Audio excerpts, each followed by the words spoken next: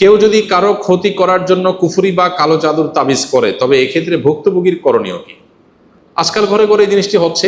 কেউ কারো ক্ষতি করার জন্য যদি কুফরি করে, ব্ল্যাক ম্যাজিক করে, আজকাল যে বড় বড় ফুটবল এবং ক্রিকেটের বিভিন্ন বড় বড় ইভেন্টগুলোতে, আয়োজনগুলোতেও দেখা যায় যে একেবারে মাঠে পর্যন্ত ব্ল্যাক ম্যাজিক করা হয়। যারা ব্ল্যাক ম্যাজিক নিয়ে এখনো সংশয়ে আছেন, আল্লাহ মাফ করুক, যারা অতিবিজ্ঞান মনস্ক হয়ে আপনার কোরআন বর্ণিত সেহেরের বাস্তবতাকে অস্বীকার করেন, ইমান নিয়ে টানাটানি হওয়ার মতো বিষয়, আল্লাহ মাফ করুন, তাদের জন্য এটা একটা উজ্জ্বল উদাহরণ। হ্যাঁ, পৃথিবীতে এখন এটা ওপেন সিক্রেট। বিভিন্ন মেইন স্ট্রিম গণমাধ্যম, ইন্টারন্যাশনাল মিডিয়াগুলোতেও এটা নিয়ে প্রচুর নিউজ হয় অহরহ।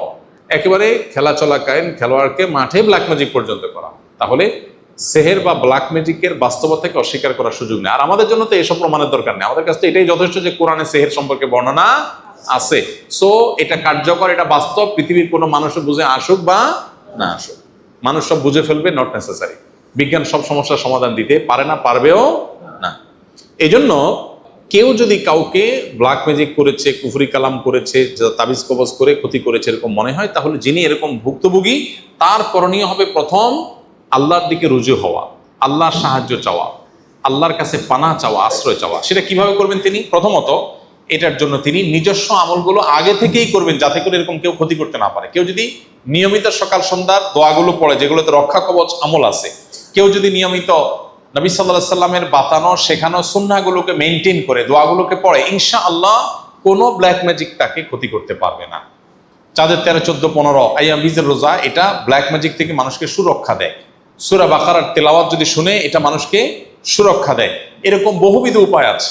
আমরা আমাদের আসুন্নাহ ফাউন্ডেশন থেকে একটা ছোট লিফলেট প্রকাশ করেছি এই রুকিয়া প্রসঙ্গে। কেউ যদি নিজেকে সুরক্ষিত রাখতে চায় এই সমস্ত ব্ল্যাক ম্যাজিক, বদনজর ইত্যাদি থেকে, তার জন্য কিছু গাইডলাইন দেওয়া আছে। এটা যে কেউ আমাদের ওয়েবসাইটগুলো থেকে ফ্রি ডাউনলোড করে নিতে পারেন, আর ফাউন্ডেশন থেকে সরাসরি কেউ জোগাড় করতে পারেন।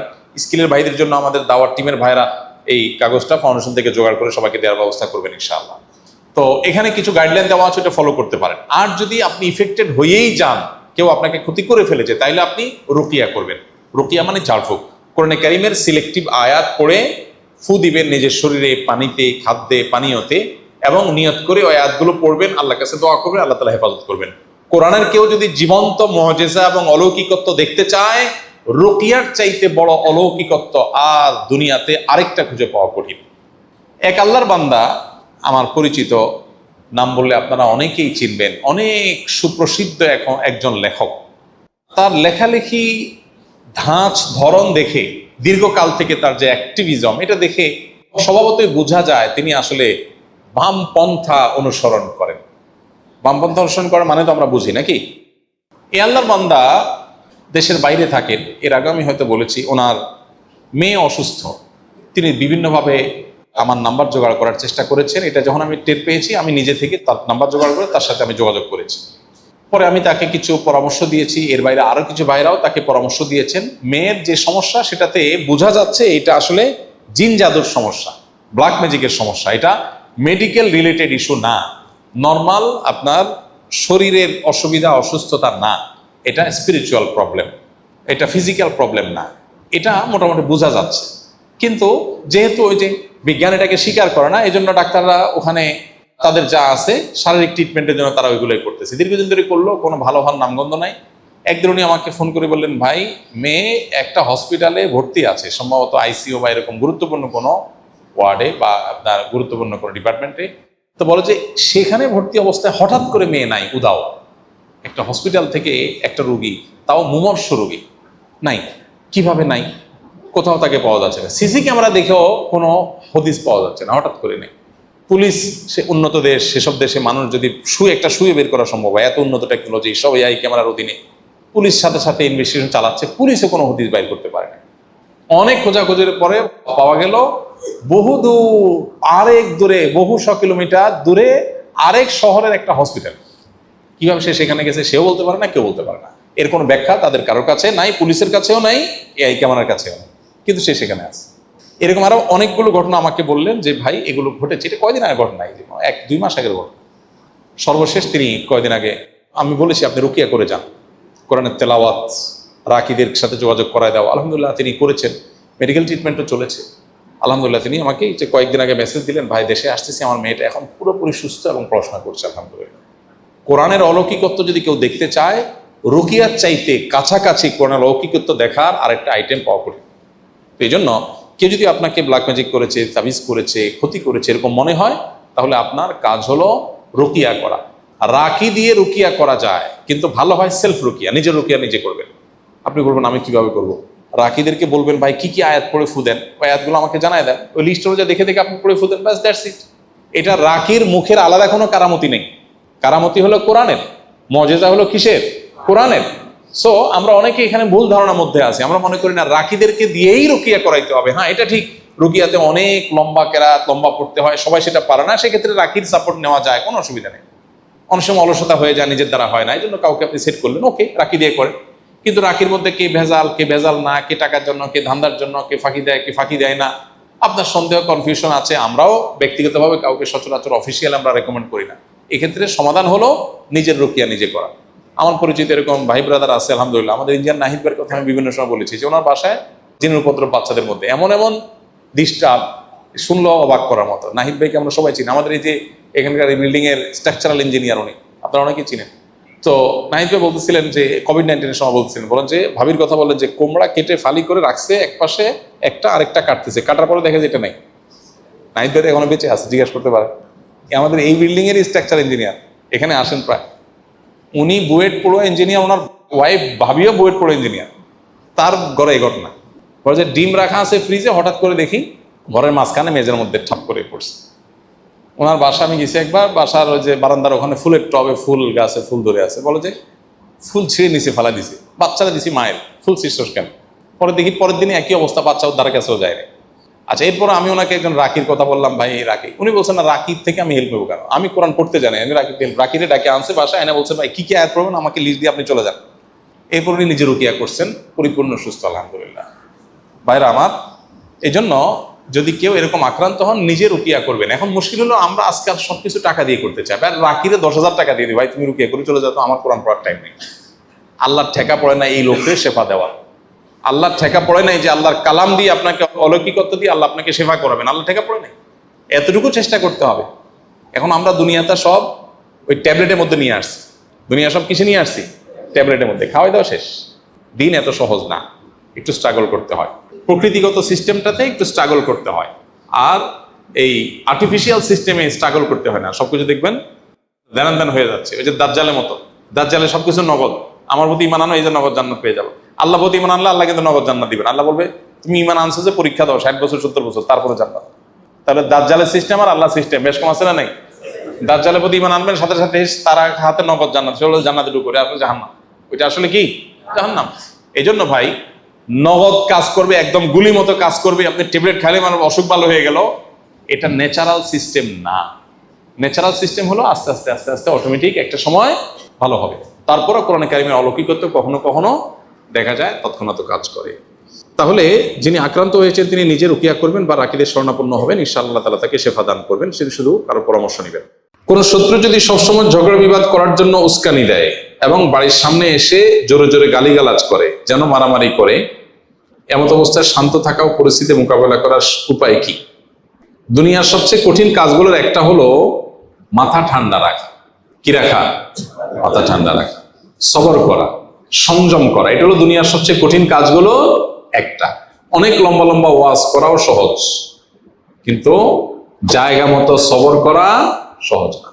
এই যে প্রশ্ন করেছেন, এরকম পরিস্থিতি আমাদের প্রত্যেকের জীবনে কম বেশি আসে। এমন ভাবে খোঁচাখুচি করতেছে, এমন ভাবে আপনাকে খেপায় তুলতেছে, জেদ সৃষ্টি করার চেষ্টা করতেছে যে টিকে থাকা কঠিন, মেজাজ ঠান্ডা রাখা কঠিন। কিন্তু আপনি সুচিন্তিত ভাবে আমার কি করা উচিত, চুপ থাকা যদি ভালো হয়, সে যত খেপাক আমি চুপ থাকবো। আর যদি রিয়্যাক্ট করতে হয়, যতটুকু করলে আমার জন্য কল্যাণ হবে ততটুকু, বেশি করবো না। এই সিদ্ধান্তটা সহজ সিদ্ধান্ত না, অনেক কঠিন সিদ্ধান্ত, এটা সবাই পারে না। দাড়ি রাখা, টুপি পরা, জুব্বা পরা, এমনকি নামাজ কালাম পড়া, এগুলো যত সহজ, সবর করা এত সহজ না। এই জন্য অনেক নামাজি কালাম মানুষের দেখবেন যে পরিস্থিতি যখন খারাপ হয় দেখা যায় সেরা বেড়া অবস্থা হয়ে গেছে, মুখ খারাপ করে গালিগালাজ করে চেতে মেতে অবস্থা খারাপ হয়ে গেছে।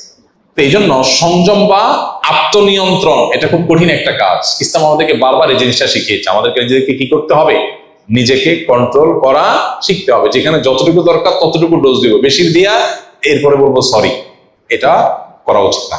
তো এই জন্য কেউ যদি আপনাকে ঝগড়া বিবাদ করে, গায়ে পড়ে আপনাকে খেপানোর চেষ্টা করে, আপনি নিজেকে ঠান্ডা রাখবেন। আপনার জন্য একটা সান্ত্বনার হাদিস আছে, কিভাবে ঠান্ডা রাখবেন ওই হাদিসটার কথা মনে রাখবেন। এবং মাঝে মধ্যে হাদিস লিখে বাসা বাড়িতে বিভিন্ন জায়গায় লাগিয়ে রাখতে পারেন, মোবাইল স্ক্রিনে, কম্পিউটার স্ক্রিনে এটা ভাসিয়ে রাখতে পারেন, যাতে করে আপনার মোটিভেশন হয়।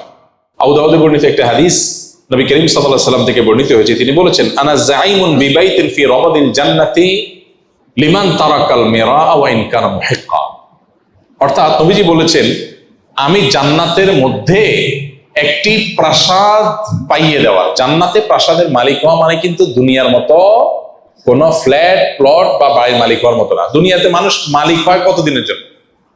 আপনি একেবারে দুবাইয়ের পামজমারিতে ফ্ল্যাট কিনলেন, আপনি নিউ ইয়র্কে ফ্ল্যাট কিনলেন, অস্ট্রেলিয়ার সিডনিতে ফ্ল্যাট কিনলেন, খুব সুন্দর সুন্দর জায়গায় দামি ফ্ল্যাট বাড়ি কিনলেন, কতদিন ভোগ করবেন? 50, 60, 70, 80 বছর, ঠিক না বেঠিক? মালিকানা তো এই পর্যন্তই। এরপরে মালিক হবে কে? ছেলে, বউ, অন্য কেউ। এরপর তো আপনি মালিক না, নাকি? তাহলে দুনিয়ার মালিকানা হলো 60, 70, 80 বছর বয়স পর্যন্ত। তাও তো মানুষ কিনতে কিনতে তো 40, 50 বছর হয়ে যায়। এরপরে মরার বাকি থাকে আর 10, 20 বছর। 10, 20 বছরের জন্য ফ্ল্যাটের মালিক হয়, তাতেই কি ভাবসাব। আর জান্নাতের যদি কেউ ফ্ল্যাট আর অট্টালিকার মালিক হয়, সেটা কতদিনের জন্য হবে? অনন্তকালের জন্য, যার কোনো শেষ নাই, যার কোনো সীমা নাই, কখনো শেষ হবে না। সুবহানাল্লাহ। নবীজি বলেছেন, আমি ওই ব্যক্তির জন্য জান্নাতের মধ্যখানে প্রাসাদ আল্লাহর কাছ থেকে পাইয়ে দেওয়ার দায়িত্ব নিলাম। আমি গ্যারান্টি দিচ্ছি, আল্লাহর কাছ থেকে আমি তাকে জান্নাত পাইয়ে দিব। যে ব্যক্তি ঝগড়া করার উপলক্ষ তৈরি হওয়ার পরেও অন্যায়ভাবে তার উপরে জুলুম করা হচ্ছে, তারপরে সে কথা বাড়াচ্ছে না, কেন? ঝগড়া বাড়বে সেজন্য। সে নিজেকে নিয়ন্ত্রণ করছে, মুখ বুঝে চলে আসছে, কথা বাড়াই নাই, পুরা উল্টা পাল্টা বলতেছে, পুরা অন্যায় করতেছে। চাইলেই এখানে এটাকে নিয়ে সামনে বাড়ায় ঝগড়া করা যায়, কিন্তু সে ঝগড়াটা এড়াইতে চাচ্ছে, এই জন্য বলছে, ভাই থাক, ঠিক আছে ভাই, আপনি যা বলছেন ওকে। সে সামনে কথা বাড়াইতে চায় না। নিজের ন্যায়ের উপরে থাকা সত্ত্বেও, ন্যায়ের উপরে থাকলেও সাধারণত একটু ঝগড়া করতে বেশি মন চায় না। শয়তান তখন উস্কায়, শয়তান বলে যে, এই তুমি চুপ থাকবা, কি দুঃখে মিয়া, সে তো উল্টা পাল্টা কথা বলতেছে। আরে এইসব উল্টা কথা মানা যায় নাকি?